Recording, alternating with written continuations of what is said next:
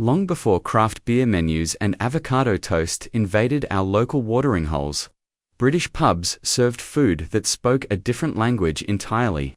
This was sustenance without pretense, nourishment without nonsense. The chalkboard behind the bar told you everything you needed to know, written in smudged white letters that had been erased and rewritten 1,000 times. No allergen warnings, no molecular gastronomy, just honest food for honest people who came in hungry and left satisfied. Asterisk, let's begin with Bubble and Squeak. That magnificent monument to making do. Born from Sunday's leftovers, this dish transformed yesterday's vegetables into something entirely new. Mashed potatoes mingled with Brussels sprouts, cabbage, and carrots, all pressed together and fried until the bottom formed a golden crust. The name came from the sounds it made in the pan, or so the story went. Some pubs served it as a side dish, others made it the star. Crowned with a perfectly poached egg that would break and run through the crispy vegetables like liquid gold. It wasn't pretty to look at, but it carried the wisdom of generations who understood that nothing should go to waste, and that sometimes the best meals come from what's left behind. Asterisk. The ploughman's lunch represented something entirely different. Simplicity elevated to an art form. Despite its rustic name, suggesting centuries of agricultural tradition, it was actually a marketing invention from the 1960s, designed to sell more cheese. But what a successful invention it was. A thick wedge of mature cheddar, sharp enough to make your eyes water, sat alongside crusty bread that cracked when you broke it. Branston pickle provided the sweet and tangy bridge between flavors, while pickled onions added their acidic punch. A few slices of ham, perhaps an apple for sweetness, and maybe a hard-boiled egg completed the ensemble. No cooking required, no hot plates, just careful arrangement and quality ingredients. On a lazy summer afternoon, sitting by a pub window, with a pint of bitter, this cold feast could transport you to a state of perfect contentment. Asterisk. The mixed grill wasn't just a meal, it was a declaration of intent. When you ordered this mountainous plate of protein, you were announcing to the world that you meant business. A pork chop, a lamb chop, a sausage, bacon, fried egg, and often a slice of black pudding crowded together, like old friends at a reunion. Chips found whatever space they could around the edges, and sometimes a grilled tomato or kidney joined the party. The sizzling platter arrived with theatrical flair, oil still bubbling and meat still crackling. This was food that demanded respect, patience, and possibly a loosened belt. You didn't order a mixed grill to impress anyone else, you ordered it to prove something to yourself. It was the pub's way of saying they didn't do things by halves, and neither should you. Toad in the hole brought whimsy to the world of pub grub. Thick sausages nestled in a golden Yorkshire pudding batter that had risen around them like a savory blanket. The key was getting the batter just right, crispy on the outside, soft within, with those characteristic peaks and valleys that caught and held the onion gravy. A proper toad in the hole was a thing of beauty, all irregular edges and comfort. It arrived hot enough to steam up the windows, accompanied by a mountain of mashed potatoes and whatever vegetables the kitchen had to hand. The name might have been silly, but there was nothing frivolous about the satisfaction it delivered. This was nursery food for adults. The kind of meal that made grown men nostalgic for their mother's cooking. No dish polarized pub diners quite. Like liver and onions, you either loved it with evangelical fervor or avoided it like the plague. There was no middle ground. For the converted, it represented everything good about traditional British cooking. Slices of calves or lamb's liver, cooked just until tender, smothered in sweet golden onions that had been cooked low and slow until they melted on the tongue. The rich, iron-rich meat paired beautifully with the caramelized sweetness, all brought together by a dark, glossy gravy. When done well, it was sublime. When done poorly, it was rubber. But in the hands of a skilled pub cook, liver and onions became a weekly pilgrimage for those who understood its charms. The aroma alone could divide a room, some leaning in with anticipation, others reaching for their coats. Sometimes the best meals are the simplest ones. And egg and chips proved this point beautifully. 2 perfectly fried eggs, their yolks golden and runny, perched atop a pile of hand-cut chips. No garnish, no flourishes, just honest ingredients cooked with care. The magic happened when yolk met chip, creating a rich, creamy sauce that transformed both elements into something greater than the sum of their parts. A slice of bread and butter might accompany this feast, perfect for mopping up every last trace of yolk. This was comfort food in its purest form, the kind of meal that satisfied both body and soul. For many, it was their first independent food purchase, a rite of passage that marked the transition from childhood to adulthood. The beauty lay not in complexity, but in perfection of execution. The combination of gammon and pineapple seemed to embody everything about British pub food's unapologetic approach to flavor. A thick slice of gammon, grilled until the fat turned golden and crispy, crowned with a ring of tinned pineapple that had been warmed just enough to release its sweet juices. Sometimes, a fried egg joined the party, its runny yolk adding richness. To the sweet and salty combination, chips were mandatory, their crispy exterior perfect for soaking up the mingled flavors. This wasn't sophisticated cuisine, it was bold, unpretentious food that refused to apologize for its unconventional marriage of flavors. The first bite always delivered the same sequence: salt, smoke, sweetness, then back to salt. It tasted exactly the same every time you ordered it. And that consistency was precisely the point. If British pub food had a crown jewel, it was surely the steak and kidney pudding. Not the modern pastry version, but the real thing. Chunks of tender beef and kidney encased in suet pastry and steamed until the crust became silky and translucent. Breaking through that pastry was like opening a treasure chest, releasing clouds of aromatic steam and revealing the dark, rich filling within. The kidney provided an iron-rich depth that elevated the dish beyond mere steak pie, while the slow cooking process ensured every morsel was thick, glossy gravy clung to every surface, demanding to be mopped up with chips or mashed potatoes. This wasn't fast food. The cooking process took hours, but the result was worth every minute of waiting.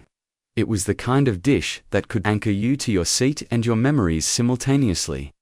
No list of classic pub meals would be complete without bangers and mash. The dynamic duo that defined British comfort food. Plump sausages, their skins snapping audibly when pierced, nestled into a cloud of buttery mashed potatoes that had been whipped to perfection. The gravy, always gravy, brought everything together, its rich brown depths carrying hints of onion and herbs. The beauty of bangers and mash lay in its democratic appeal. Everyone had their preferred sausage, from traditional pork to Cumberland, but the principle remained constant. This was food that hugged you from the inside, the kind of meal that made winter evenings bearable and bad days better. Served with a side of mushy peas and perhaps some fried onions, it represented everything that was right about British pub cooking. Ham, egg, and chips formed a holy trinity of pub food reliability. 2 thick slices of pink ham, cold from the refrigerator but somehow perfect in their temperature contrast to the hot elements. 2 fried eggs with golden yolks that threatened to run at the first touch of a fork, and chips, always chips, hot, golden, and ready to absorb whatever flavors came their way. Sometimes peas made an appearance, adding a splash of green to the otherwise monochromatic plate. A grilled tomato might join the ensemble, but the core trio remained constant. This wasn't celebration food, it was the meal you ordered when you needed sustenance without surprises. Brown sauce was expected, white bread and butter made it complete. It was food that filled the silence and asked no questions. Shepherd's pie represented the perfect conclusion to any pub meal discussion. Made with genuine minced lamb, not beef, which would make it cottage pie, and layered with vegetables that had been cooked until they surrendered their flavors to the rich gravy. Topped with mashed potatoes that had been piped or forked into peaks and baked until golden, it emerged from the oven bubbling around the edges like a savory volcano. The first spoonful required careful navigation through the layers, each revealing its own texture and flavor. This was architecture made edible, comfort food that understood the importance of proper construction. When the last spoonful was savored, and the plate finally clean, You sat back with the satisfaction of a meal well chosen.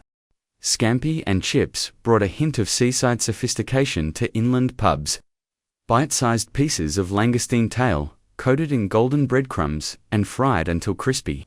Served with a wedge of lemon and a small pot of tartar sauce.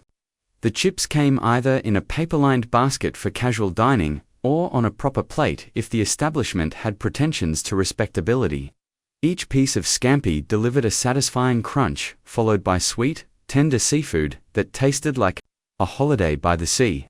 For those living far from coastal waters, this was as close to maritime cuisine as they were likely to get. The tartar sauce was precious, rationed carefully to last through the entire portion. It was food that transported you, if only for the duration of the meal. Asterisk, the beef and ale pie represented British pub cooking at its most alchemical. Chunks of beef that had been braised slowly in dark ale until they fell apart at the touch of a fork, enriched with onions, carrots, and herbs that had melded into a rich, complex gravy. Encased in pastry that was crispy on top, but had absorbed just enough of the filling's juices to become tender underneath. It was comfort food perfected. The ale added depth and richness that water or stock could never match, while the long cooking process ensured every ingredient had given its best to the collective whole, served with chips or mashed potatoes and whatever vegetables the kitchen had prepared. It was a meal that demanded respect and received devotion in return. Asterisk, chicken in a basket epitomized the playful side of 1970s pub food. A piece of chicken, usually a leg or thigh, deep-fried until the skin crackled. Served in a small wicker or metal basket lined with greaseproof paper and surrounded by chips.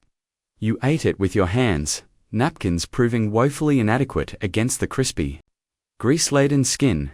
It was novelty food that somehow managed to satisfy in ways more sophisticated dishes couldn't. The presentation was part theater, part practicality, but the result was undeniably delicious. Pubs loved it because it was economical to prepare. Diners embraced it because it felt special, even revolutionary. You didn't see it coming back, but for those who experienced it once, the memory lingered like the taste of grease on your fingers. Asterisk, faggots brought nose-tutal eating to the masses long before it became fashionable. These large, rustic meatballs combined pork with heart, liver, and lungs, mixed with breadcrumbs, herbs, and onions to create something far greater than the sum of its parts. Baked in a rich onion gravy until they were tender throughout, they arrived at the table without pretense or apology. You cut them in half to release the aromatic steam, then ate them without fuss or ceremony. Some pubs made them fresh daily. Others relied on frozen suppliers, but the principle remained constant. Served with mashed potatoes and mushy peas, they represented the democratic nature of British pub food, using every part of the animal and making it taste better than it had any right to. Asterisk, fish, cod, haddock, or plaice enrobed in light, crispy batter and fried until golden, accompanied by chips that were fluffy inside and crispy outside. The batter should shatter at the first touch of your fork, revealing flaky white fish that steamed gently in the pub's warm air. Mushy peas provided the traditional accompaniment, their bright green color and soft texture contrasting beautifully with the golden fish. A wedge of lemon was essential, its acidic brightness cutting through the rich oil and lifting all the flavors. Tartar sauce was optional but welcomed, adding a creamy richness that completed the perfect bite. This was seaside food that had conquered the inland, bringing the taste of the ocean to every corner of Britain. Asterisk, cottage pie stood as shepherd's pie's beef-based cousin, equally comforting but with its own distinct character. Minced beef replaced the lamb, cooked with onions and carrots until it formed a rich, savory base. The meat was seasoned carefully, sometimes with a splash of Worcestershire sauce or a hint of herbs, then topped with the same golden-peaked mashed potatoes that crowned its ovine relative. The difference in flavor was subtle but significant. Beef provided a deeper, more robust taste that some preferred to lamb's more delicate notes. Like all the best pub foods, it emerged from the oven bubbling and bronzed, ready to provide comfort and satisfaction in equal measure. Corned beef hash proved that humble ingredients could create extraordinary satisfaction. Tinned corned beef, that wartime staple that never quite disappeared from British cupboards, was combined with diced potatoes, onions, and whatever vegetables needed using up. The mixture was fried until crispy on the bottom, but remained soft and flavorful throughout. A fried egg on top was traditional, its runny yolk binding all the elements together into a cohesive, delicious whole. Some added a splash of vinegar, others preferred a dash of Worcestershire sauce, but even plain, it delivered satisfaction out of all proportion to its humble origins. This was resourceful cooking at its finest, transforming leftovers and store cupboard staples into something genuinely delicious. Steak. Diane represented the beginning of change in British pub food, a glimpse of the more sophisticated cuisine that would eventually follow. A tender piece of steak, cooked to order and served with a sauce that actually required skill to prepare. Mushrooms, shallots, and brandy or cream created a sauce that elevated the simple steak into something approaching restaurant quality. Some establishments flambéed it tableside, adding theatrical flair to the dining experience. Others prepared it more quietly in the kitchen, but the result was the same, a dish that felt special enough for celebrations while remaining fundamentally recognizable as pub food. It bridged the gap between the old world and the new, offering elegance without abandoning the core values of satisfaction and value that defined British pub cuisine. These 20 dishes represented more than mere sustenance. They were the edible embodiment of a particular time and place in British social history.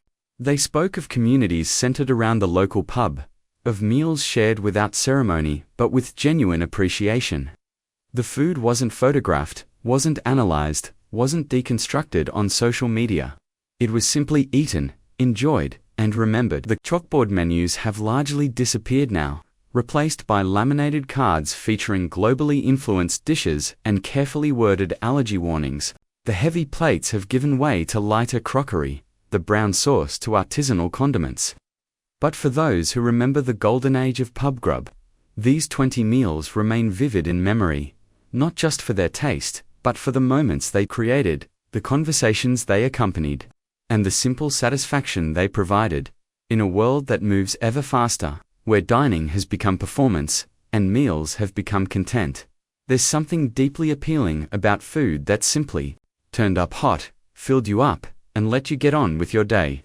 These dishes didn't need to impress anyone, they just needed to work. And work they did, feeding generations of Britons who measured a meal's worth not by its Instagram potential, but by how it made them feel when they pushed their empty plate away. The pubs that served these meals understood something fundamental about hospitality, that sometimes the greatest kindness you can show a stranger is to feed them properly, without fuss or fanfare. These 20 dishes were love letters written in gravy and served on heavy plates, and their legacy lives on in every satisfied sigh that followed the last bite of a properly made meal. If these memories stirred something in you, perhaps it's time to seek out one of the remaining traditional pubs that still understand the power of simple, honest food served with genuine care.